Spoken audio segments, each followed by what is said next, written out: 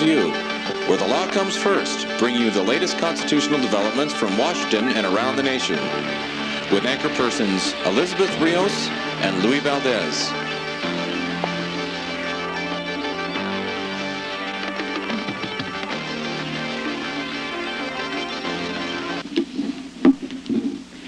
Good afternoon, everyone. I'm Elizabeth Rios. And I'm Louis Valdez.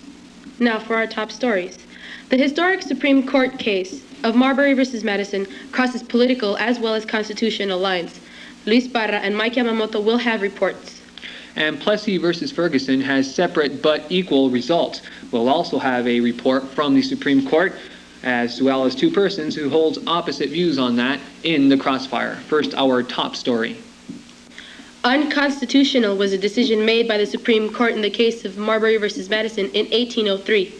This important case established the principle of judicial review by declaring parts of the Judiciary Act of 1789 as unconstitutional. We now go to our law correspondent at the Supreme Court, Luis Parra. Luis? Thank you, Liz. We are live here at the United States Supreme Court, where Chief Justice John Marshall has just made his historic decision on the Marbury versus Madison case. And now here, you're about to get a word with Chief Justice John Marshall.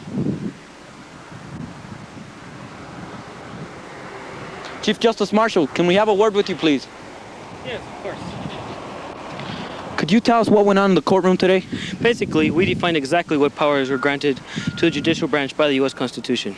We, the Supreme Court, now have the power to interpret the Constitution through judicial review. Could you tell us what long-term effects this will have on our nation?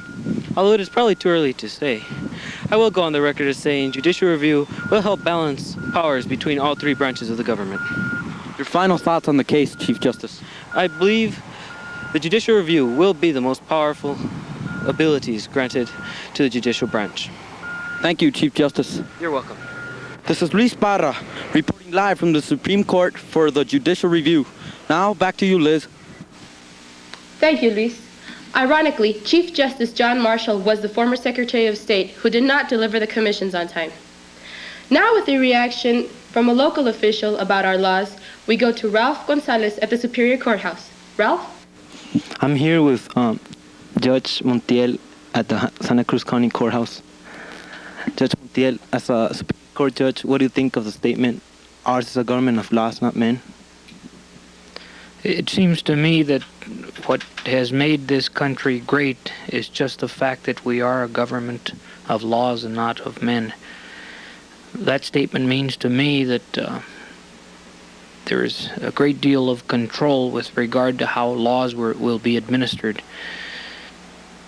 It is important that whoever is sitting in the judicial system interpreting laws makes sure that what he's doing is interpreting laws and not creating laws, so that the concept of the majority opinion ruling over the lives of people prevails over the idea that one man should be making laws for the rest of the people. So on that basis, I think that that's probably what's made this country as great as it is. Thank you, Judge. This is Ralph Gonzalez reporting live for the judicial review. Coming up next on our news, we have the Crossfire with Ben Zweig, two people on opposite views of the spectrum. Back after these messages. Hi, this is Alex here at JHM. Dinas is about to tell you about this great offer, and then we'll come back to me so I can tell you about our added benefit. Do you really understand the Constitution? Honestly, no I don't. What are we to do? I really don't know. How are we supposed to ratify the Constitution when we don't understand it?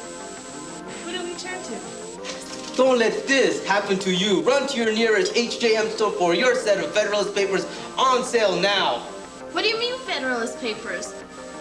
Alexander Hamilton, John Jay, and James Madison put together a series of essays into a book that explains what the Constitution stands for.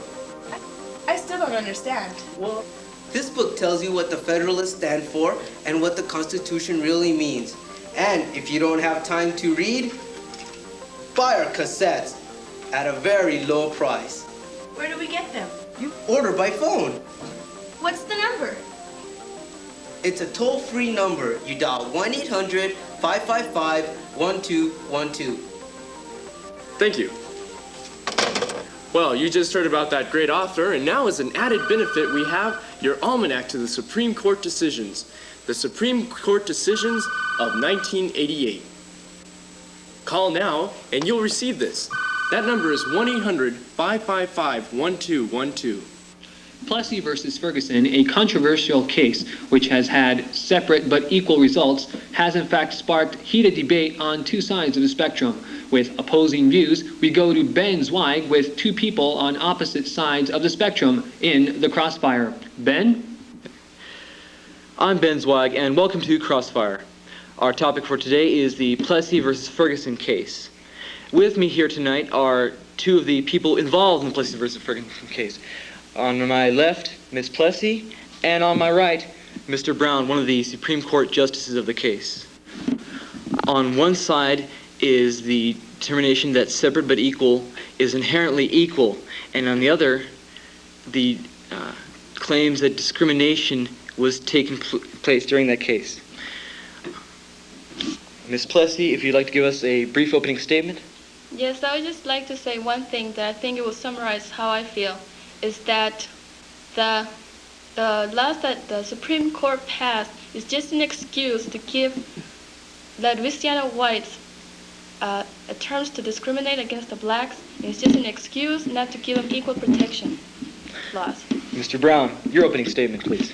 We basically upheld that separate but equal facilities are not against the Constitution, that separating the races does not say that one race is superior or inferior to the other. Thank you. And now our first question will go to you, Mr. Brown. Mr. Brown, your opinion was the general consensus of the Supreme Court in that separate but equal was legal. Would you please give us your opinion as to what were the deciding factors of that case? Well, we determined that as long as we have equal facilities, there is nothing suggesting that one race would dominate the other or that one would be placed into involuntary servitude. And based on that, we determined that separate but equal does not violate anyone's civil rights or rights under the Constitution. Okay, thank you. Ms. Plessy, your rebuttal? I think that the Mr. Brown is awfully wrong. What are you going to do to those places that are not going to be keeping both facilities equal?